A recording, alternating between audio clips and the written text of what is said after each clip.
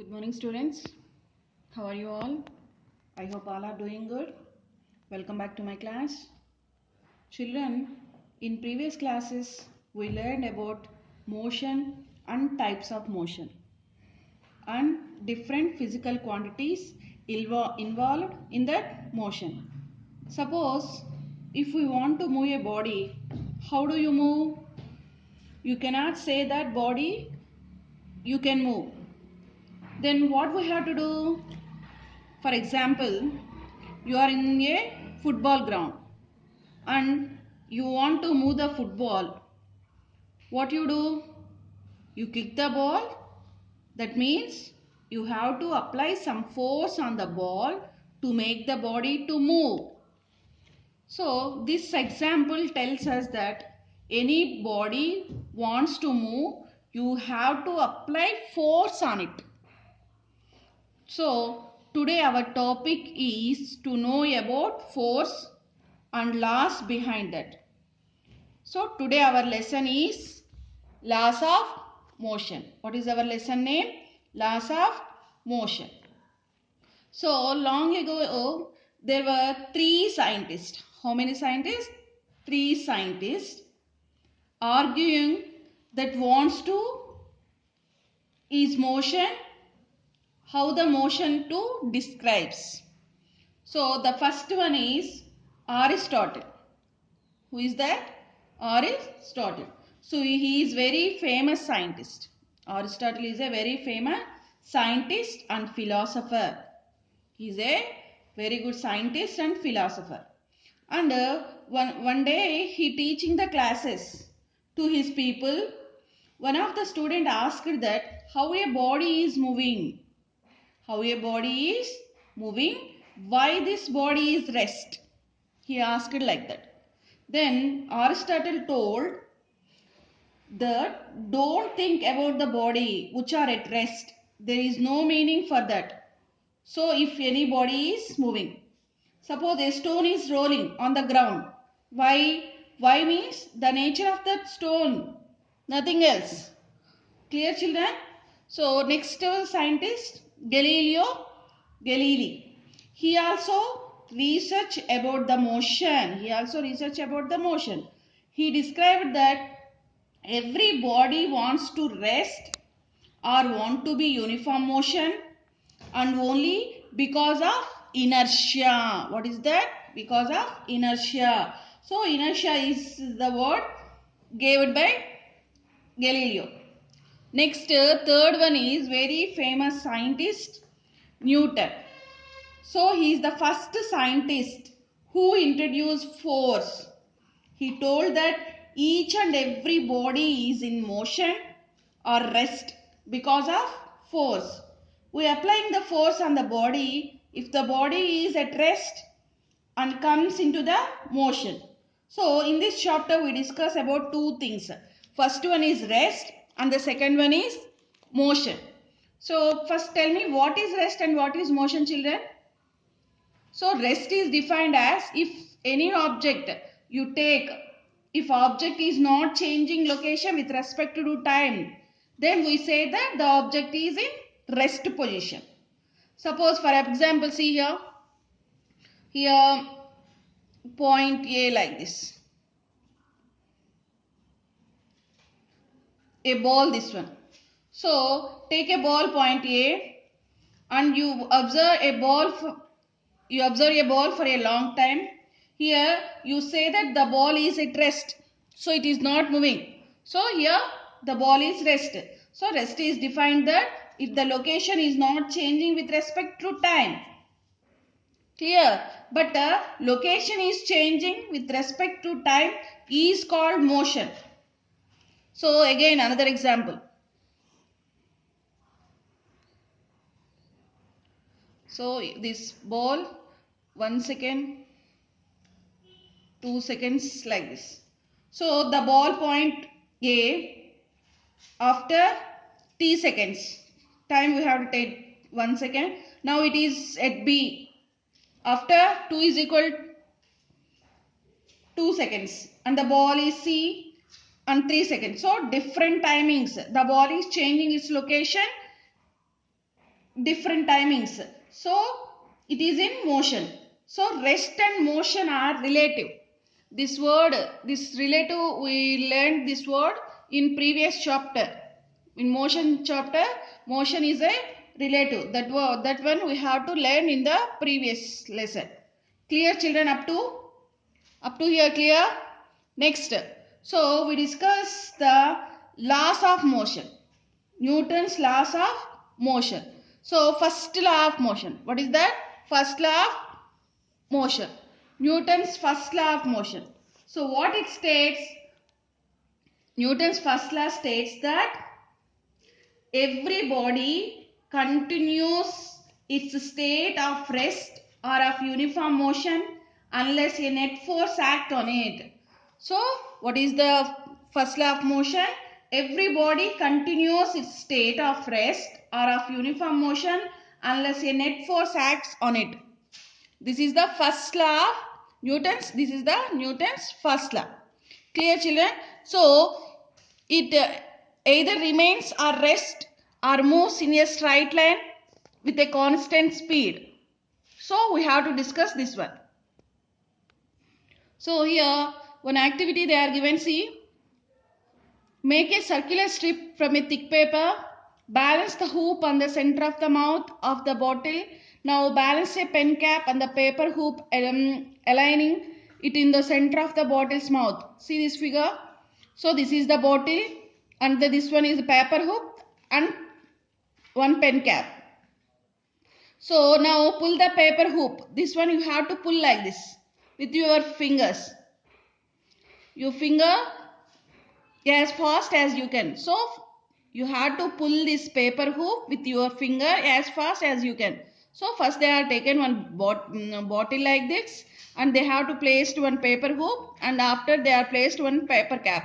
So next what we have to do? We have to pull the paper hoop with your finger as you can. So what happens? We have to observe and write here. Next one is, so make a stack of carom coins on the carom board. So in this activity once observe again. So whenever we are pulling this one, the paper, this pen cap will fall into that bottle. Next another example. So here carom board, this one. Everyone know what is this picture? This one is carom board. Make a stack of carom coins in the carom board. Give a short bit of the bottom of the stack with the striker. You can find that the bottom coin will be removed from the stack and the others in the stack will side down as shown in the figure. See, here they are taken two carom coins here. So lifting the stack of coins with a striker. So to understand, we have to discuss some another examples about this one. So arrange some books.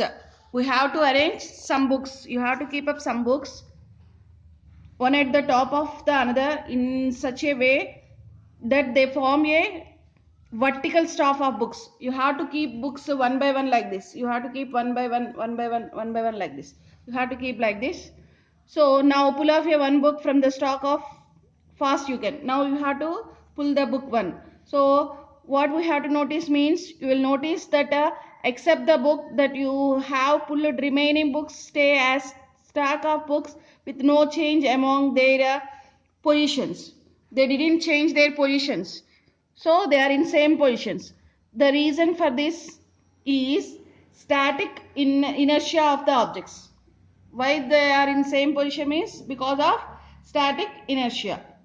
So the body at rest always try to stay at the same state of rest. It does not accept any change in its position until some force acts on it. This property is known as static inertia. What is meant by static inertia? So static inertia is the body at rest always try to stay at the same state of rest. So it does not accept any change in its position until some force act on it. So this property is known as static and inertia.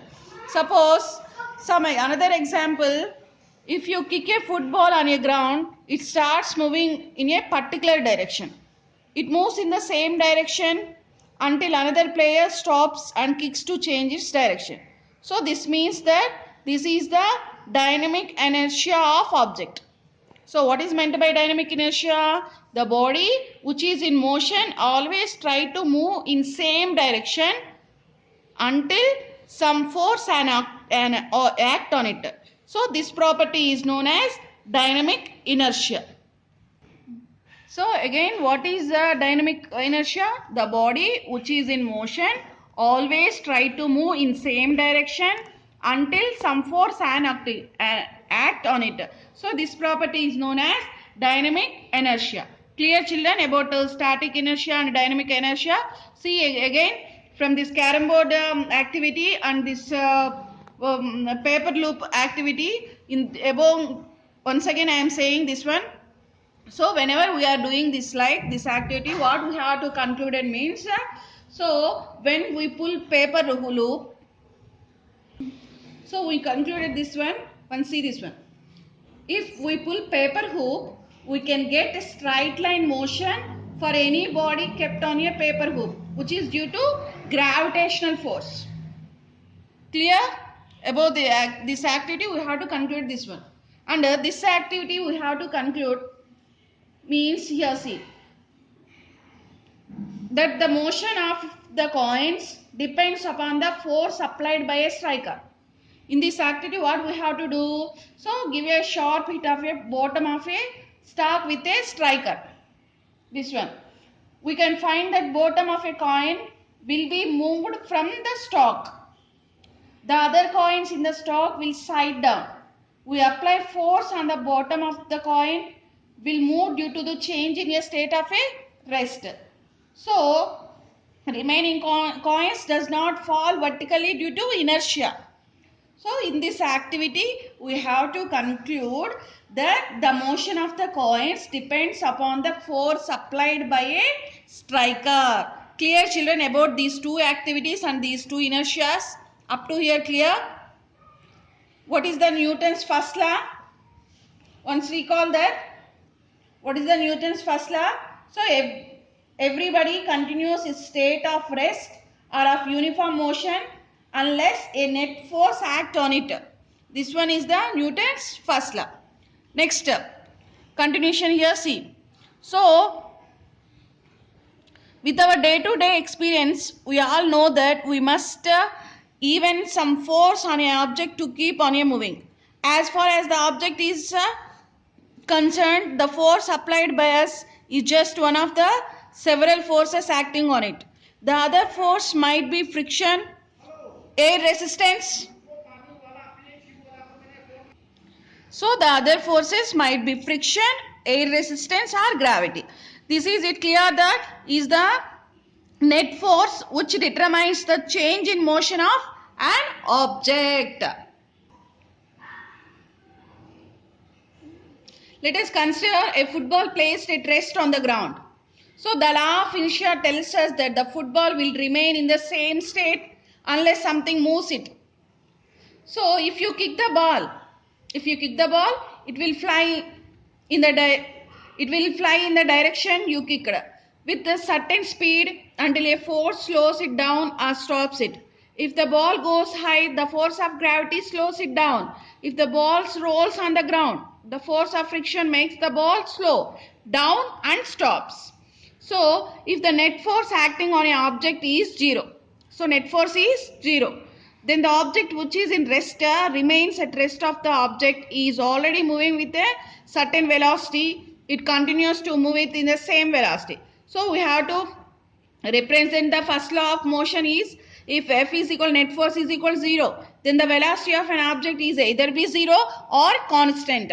So, when the net force acting on a body is 0, we say that the body is in equilibrium. So, Newton's first law of motion is also known as the law of inertia. Clear children up to Newton's first law? Next, inertia and mass. So, we have learned about the inertia of the property. We learned in before only.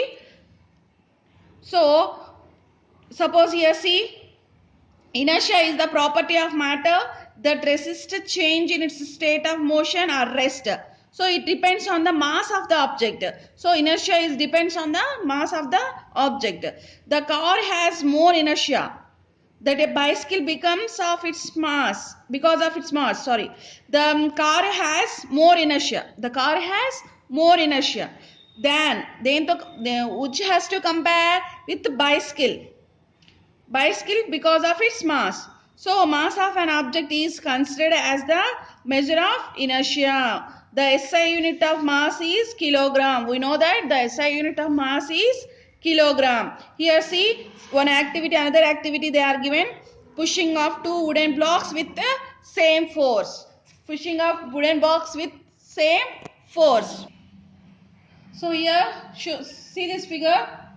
Here take two rectangular wooden boxes with different masses. Two rectangular wooden boxes with different masses. So now place them in a straight line. Place them in a straight line. Here on a floor we have to place them. Give the same push at the same time to both the blocks with the help of a wooden scale. With the help of wooden scale we have to push the two blocks with same time. We observe that the block with the small mass will accelerate more and goes further. This one moves fast. So the block with large mass, this one, accelerate less and moves shorter due to high inertia. So we have to observe this one. The greater the mass of an object, the more it resists the change in its state of motion. So in this activity, we have to conclude that the mass is a property of object that specifies how much inertia the object has. Here, more mass body has more inertia. More mass body has more inertia. So clear this one? Clear everybody? So from the above examples we have to conclude some objects have more inertia than others. So mass is the property of an object that specifies how much inertia the object has. Clear? Up to here clear children? Next see here another example they are given. So a body of mass we have to consider small m, is kept on the horizontal flow. Horizontal flow we have to kept, and it is pushed in the horizontal direction. So we kept this one in a horizontal move and we have to push into that one horizontal direction only. With a force of 10 newtons. Continuously. We have to move continuously.